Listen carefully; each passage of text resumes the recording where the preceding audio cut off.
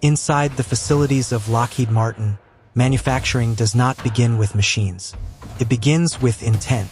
Every advanced system produced here is designed around a single principle: absolute reliability under uncertainty. These are not consumer products. They are engineered responses to environments where failure is not an option, where margins are measured in microns, milliseconds, and decisions made far from the factory floor. The philosophy is visible the moment raw materials enter the facility. Titanium alloys, advanced composites, and specialized electronics arrive already validated, tracked, and digitally logged. Each component carries a data history before it ever touches an assembly line. From the start, manufacturing is inseparable from information. Assembly does not follow a traditional linear path. Instead, production is modular. Systems are broken down into independent yet interconnected architectures: avionics, structures, propulsion interfaces, sensor arrays, and control logic, each developed in parallel, each held to identical precision standards. This approach allows complexity to scale without sacrificing control. The factory itself is designed around flow discipline. Autonomous vehicles move components through secured zones, robotic arms handle alignment and fastening, and human engineers intervene only where judgment and experience outperform automation. This balance is deliberate. Machines provide consistency. People provide accountability. In clean room environments, electronics are assembled under strict environmental control.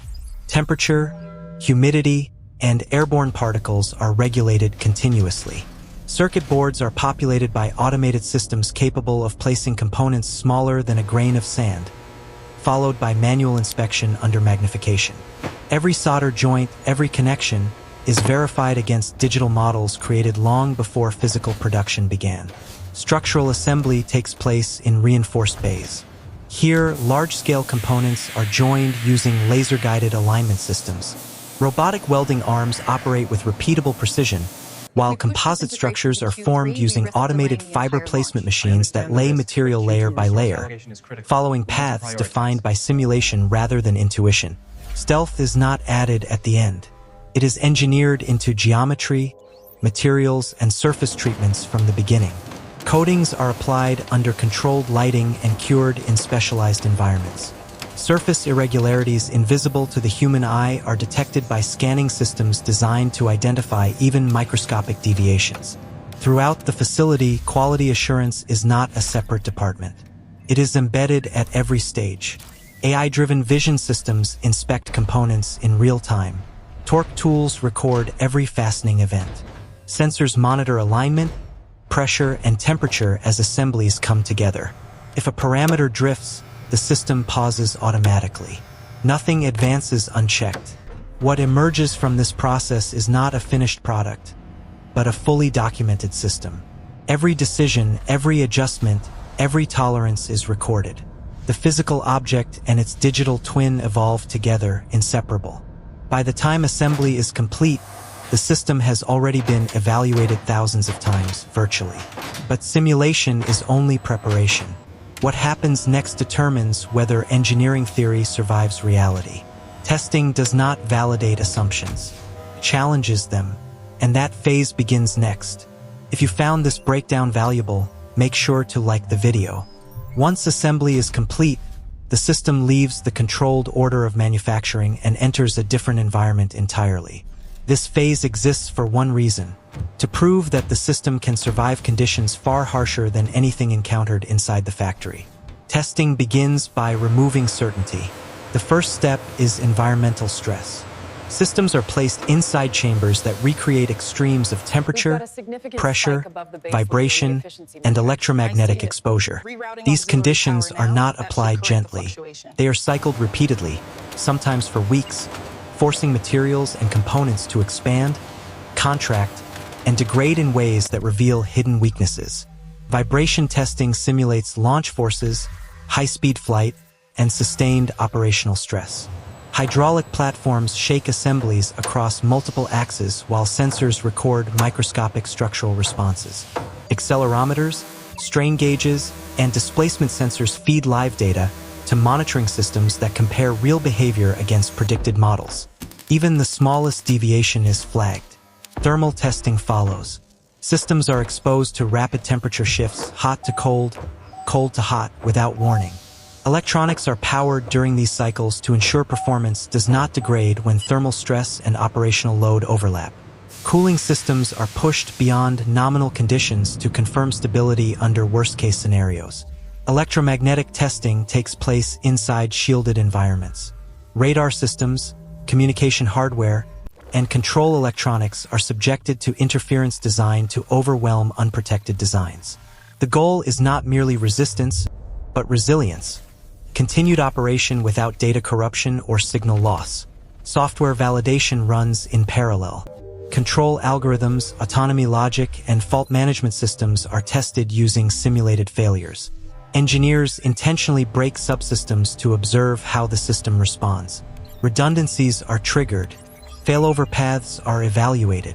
Recovery time is measured. A system that works only when everything goes right is rejected immediately.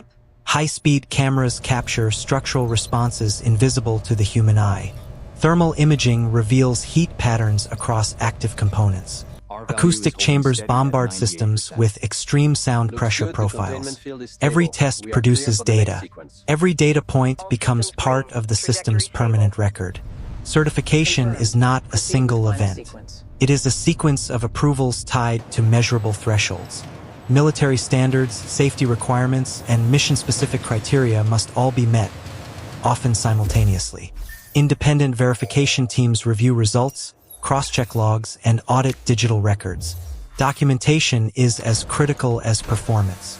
Only after all validation phases are complete does the system receive clearance for deployment. Even then, approval is conditional.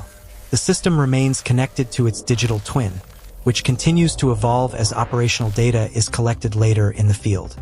At this stage, the system has survived environments more extreme than most will ever experience. But laboratory success is not the final measure. The real test begins when the system leaves controlled conditions entirely and enters operational reality. That story comes next. If you want to continue inside this process, make sure to subscribe to the channel. When an advanced system leaves the factory, it does not leave the manufacturing process behind. It extends it. Deployment marks the transition from controlled validation to operational reality.